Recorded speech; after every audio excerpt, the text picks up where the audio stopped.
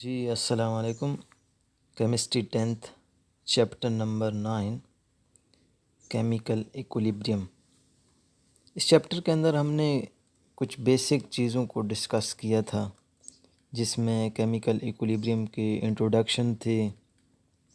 फिर इसके बाद हमने पढ़ा था इरिवर्सिबल रिएक्शंस, रिवर्सिबल रिएक्शंस, उनकी एग्ज़ाम्पल्स के बारे में हमने कुछ चीज़ें डिस्कस की थी। फिर इसके बाद फ़िज़िकल इक्विलिब्रियम के बारे में भी मैंने आपको बताया था। तो आज का जो हमारा टॉपिक है वो किस चीज़ के मुतालिक है। आज जो चीज़ हम पढ़ेंगे वो होते हैं आपके पास के फॉरवर्ड रिएक्शंस, और जो रिवर्स रिएक्शंस होते हैं उनके दरमियान जो बेसिक करैक्टरिस्टिक्स होती हैं, जो मेजर करैक्टरिस्टिक्स होती हैं, वो कौन कौन सी होती हैं। फॉरवर्ड रिएक्शन और रिवर्स रिएक्शंस। अब जो पहला पॉइंट ये कह रहा है,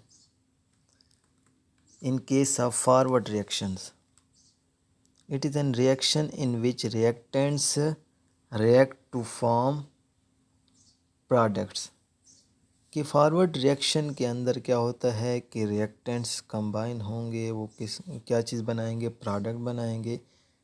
जबकि रिवर्स रिएक्शन इसके क्या चीज़ हो जाएगा, इसके उलट हो जाता है। वो क्या हो जाएगा कि इस रिएक्शन के अंदर in which products reacts to form reactants. Point number two कहता है कि ये जो आपके पास फॉरवर्ड रिएक्शन होते हैं, forward reaction take place from left to right. और अगर रिवर्स रिएक्शन देखें तो वो क्या चीज़ हो जाएगा कि reverse reaction take place from right to left. मतलब ये है कि अगर हम फॉरवर्ड रिएक्शन की बात करें, पहले भी मैं आपको बता चुका हूँ, फॉरवर्ड रिएक्शन जो सिंबल शो करते हैं वो कौन सा था, वो था forward reactions. Left to right की अगर मैं बात करूं। दूसरा है आपके पास in case of reverse reaction, तो ये कहते हैं फ्रॉम राइट टू लेफ़्ट, यानी कि रिवर्सिबल रिएक्शन को ये क्या कर रहा था, शो कर रहा था। जो पॉइंट थ्री ये कहता है कि आपके पास जो फॉरवर्ड रिएक्शन होते हैं, at initial stage the rate of forward reaction is very fast, but in case of reversible reaction, in the beginning the rate of reverse reaction is negligible। इसके कहने का मतलब ये है कि जो फॉरवर्ड रिएक्शन होते हैं, जो उनके इब्तदाई मराहिल होते हैं, जो इब्तदाई मरहला होता है, इनिशियल स्टेज होते हैं, उनके रिएक्शन क्या होते हैं, बहुत ही तेज़ किस्म के रिएक्शन होते हैं। लेकिन अगर हम उसके अपोजिट बात देखें रिवर्स रिएक्शन के अंदर, तो वो क्या चीज़ होता है, वो नेग्लिजिबल होता है। क्यों नेग्लिजिबल होता है? ज़ाहिर सी बात है कि फॉरवर्ड रिएक्शंस के अंदर हम जो पहला पॉइंट पढ़ा है कि रिएक्टेंट्स क्या करते हैं, वहाँ पे रिएक्टेंट्स मिलके प्रोडक्ट में कन्वर्ट हो रहे होते हैं। तो इनिशियली स्टेज पे जो प्रोडक्ट तो नहीं बन रहा होता, तो प्रोडक्ट बेसिकली क्या होता है, वहाँ पे नेग्लिजिबल ही होता है। Point number 4, in case of forward reactions. Point number 4 ये कहता है कि जो फॉरवर्ड रिएक्शंस होते हैं, it slows down gradually, but in case of reverse reaction it speeds up gradually. कहने का मतलब इसका ये है कि आपके पास जो फॉरवर्ड रिएक्शन होते हैं, जिस तरह पहला पॉइंट है, इसे जो पहला का पॉइंट है कि इनिशियली क्या चीज़ होते हैं, जो स्लो डाउन होते जाते हैं। जिस तरह पिछले लेक्चर के अंदर मैंने आपको एक ग्राफ बना के दिया था, इस तरह का कुछ ग्राफ था कि इनिशियली क्या चीज़ हो रहा था, रिएक्टेंट्स की मिकदार कम होती जाती है और प्रोडक्ट की मिकदार इनक्रीज है। तो एक स्टेज आता है, स्टेज को क्या कहते थे आप, केमिकल इक्विलिब्रियम का नाम देते थे। तो ये थे आपके पास कुछ macroscopic characteristics of forward and reverse reactions. Next जो हमारा टॉपिक है वो कौन सा है? वो है आपके पास microscopic characteristics of dynamic equilibrium. अब यहाँ पे आपको सबसे पहले तो डायनामिक इक्विलिब्रियम के बारे में आपको पता होना चाहिए कि डायनामिक इक्विलिब्रियम बेसिकली क्या चीज़ होता है। आपने फिज़िक्स के अंदर एक चीज़ पढ़ी होगी इक्विलिब्रियम के चैप्टर के अंदर कि स्टैटिक इक्विलिब्रियम क्या चीज़ थी। जब स्टैटिक इक्विलिब्रियम का आपको समझ आ जाएगी तो डायनामिक इक्विलिब्रियम भी आपको ऑलरेडी आपके जहन में उसका जो कॉन्सेप्ट्स होगा वो आ जाएगा। तो स्टैटिक इक्विलिब्रियम क्या चीज़ होती है, इसकी डेफिनीशन क्या चीज़ थी? इसकी डेफिनीशन हम करते थे कि when reaction cease to proceed, या कोई भी चीज़ है आपके पास सीज टू प्रोसीड है तो उसको हम कहते थे स्टैटिक इक्विलिब्रियम। ये जो आपके पास फिनोमेना होता है ये मोस्टली किस में होता है? फिज़िकल फिनोमेना होता है। फॉर एग्ज़ाम्पल एक आपके पास बिल्डिंग बनी हुई है, सपोज़ आपके पास एक बिल्डिंग है, वो बिल्डिंग क्या चीज़ है? एक स्टेबल फॉर्म में है। अब स्टेबल फॉर्म में क्यों है? क्योंकि इसके जो अपोजिट फोर्सेस हैं वो क्या चीज़ हैं? वो इक्वल अमाउंट्स में लगी हुई हैं। तो जो बिल्डिंग है वो क्या चीज़ है? इक्विलिब्रियम स्टेट के अंदर है, और इस इक्विलिब्रियम स्टेट को आप एक नाम देते थे, उसको क्या कहते थे? स्टैटिक इक्विलिब्रियम कहते थे।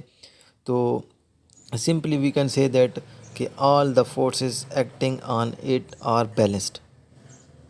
This is an example of static equilibrium simply.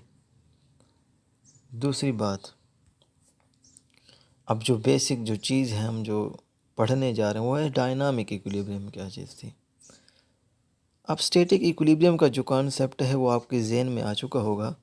तो डायनामिक इक्विलिब्रियम हम इसकी डेफिनेशन कैसे करेंगे कि जब जो रिएक्शंस होते हैं, ये जो आप चैप्टर पढ़ रहे हैं, इसमें हम क्या चीज़ देखते हैं? जो रेट होते हैं। रेट बेसिकली क्या होता है? स्पीड ऑफ रिएक्शन को कहते हैं। तो simply we can say that when reaction does not stop, not in static, मैं स्टैटिक की बात नहीं कर रहा, मैं डायनामिक की बात कर रहा हूँ कि when reaction does not stop only the rate of forward and reverse reaction become equal. Equal भी होंगे और उनके दरमियान जो रिप्रेजेंटेशन थी वो क्या चीज़ थी? अपोजिट डायरेक्शन वाली थी। तो इस किस्म का जो इक्विलिब्रियम होता है उस इक्विलिब्रियम को क्या कहते थे? हम डायनामिक इक्विलिब्रियम का नाम देते थे। जिस तरह ये जो मैंने अपने पास सिंबल लगाई हैं, तो ये सिंबल आपके पास फॉरवर्ड रिएक्शन वाली हो जाएगी, ये आपके पास रिवर्स रिएक्शन वाली हो जाएगी। तो ये एक इक्विलिब्रियम अटेन कर लेते हैं। तो इस इक्विलिब्रियम को जो नाम देते हैं उसको क्या कहते हैं? डायनामिक इक्विलिब्रियम कहा जाता है। अब इसकी जो करैक्टरिस्टिक हमने पढ़नी है वो कौन कौन सी है? पहला जो पॉइंट बता रहा है इन केस ऑफ डायनामिक इक्विलिब्रियम, वो ये कह रहा है कि ये जो रिएक्शंस होते हैं ये ओनली अचीवेबल होंगे इन ए क्लोज सिस्टम। क्या चीज़? कि ये क्लोज सिस्टम के अंदर अचीवेबल होते हैं, in which substances can neither leave nor enter.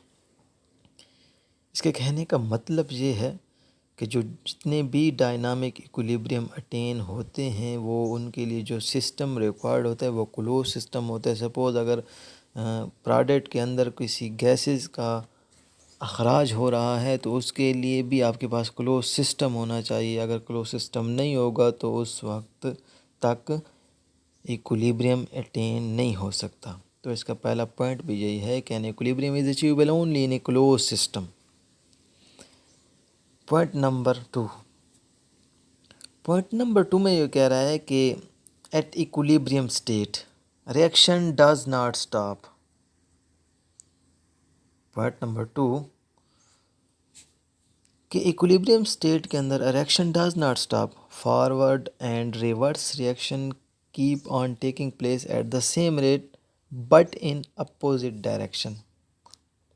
जैसा कि मैं पहले भी बता चुका हूँ कि डायनामिक इक्विलिब्रियम क्या चीज़ थी। यहाँ पे हम मवाजना करते हैं रेट ऑफ रिएक्शन का। रेट ऑफ रिएक्शन में हम दो चीज़ें पढ़ते हैं कि rate of forward reaction, rate of reverse reaction होंगे, और वो होते हैं इन अपोजिट डायरेक्शन के अंदर। पॉइंट नंबर 3 ये कह रहा है कि at equilibrium state the amount mean concentration of reactants and products do not change.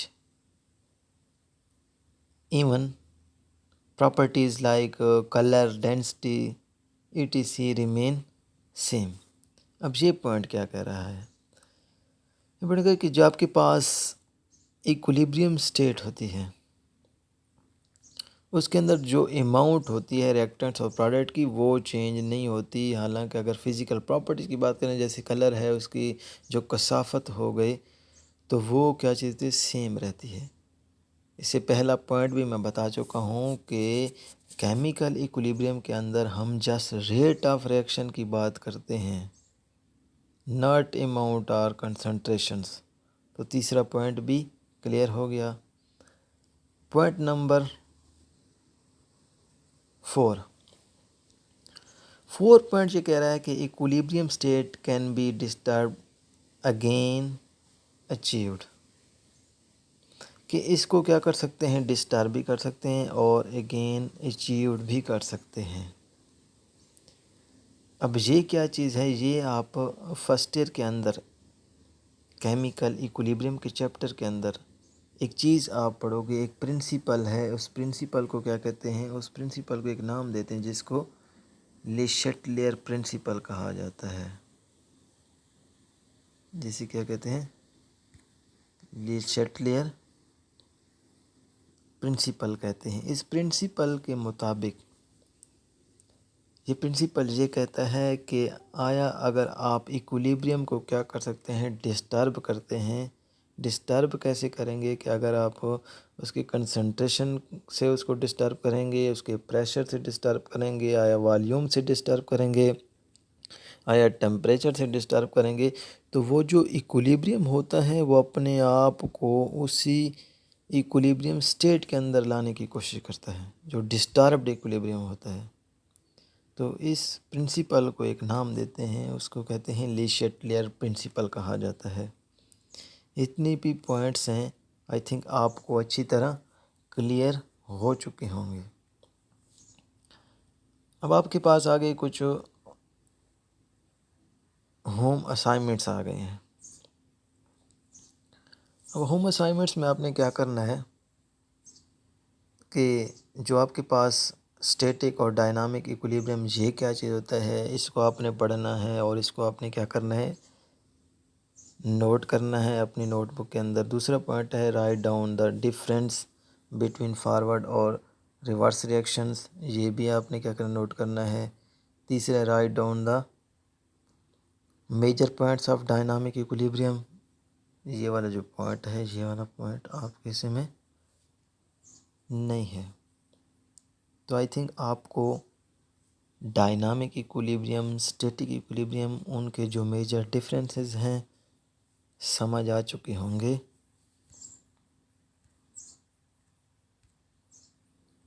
Okay, शुक्रिया।